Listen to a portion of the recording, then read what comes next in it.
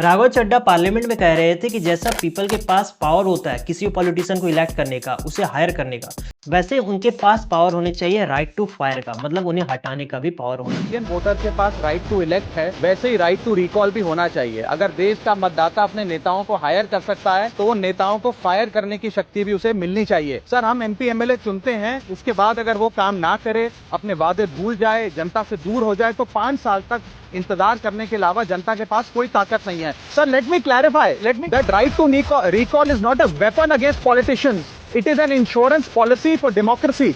और भारत के संविधान में जब आप राष्ट्रपति को इम्पीच कर सकते हैं टेन्योर के दौरान, उपराष्ट्रपति को हटाने का प्रावधान है, जजों को इम्पीच करने के लिए प्रोसेस। इसे कहा जाता है राइट टू रिकॉल। सुनने में बड़ा पावरफुल लगता है।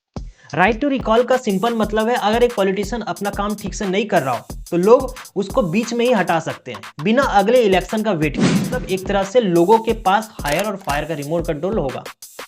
पर दोस्तों, इसके कई खतरे भी हैं और ये खतरे डेमोक्रेसी को मजबूत करने के बजाय उसे और वीक कर सकते हैं। पहला खतरा है पॉलिटिकल राइवलरी का वेपन।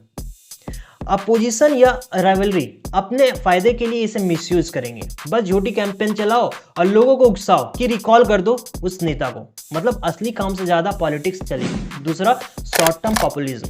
पॉलिटिशियन भी वही काम करेंगे जो तुरंत पॉपुलर हो, लोगों को बहुत ज्यादा वो पॉपुलर दिखे, तो लॉन्ग टर्म पॉलिसी जैसे education, infrastructure, health care ignore हो जाएंगे क्योंकि डर होगा कि लोग फायर ना कर दें। तीसरा, कांस्टेंट इंस्टेबिलिटी। हर वक्त रिकॉल का डर होगा तो गवर्नेंस स्टेबल नहीं रहेगी। एक स्टेट और कंट्री को चलाने के लिए कंटिन्यूटी जरूरी होती है। चौथा, manipulation of emotions.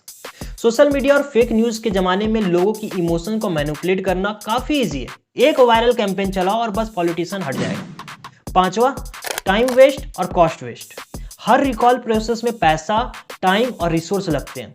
Election already costly होते हैं और रिकॉल से और भी ज्यादा हमारी इकोनॉमी पर बर्डन पड़ेगा।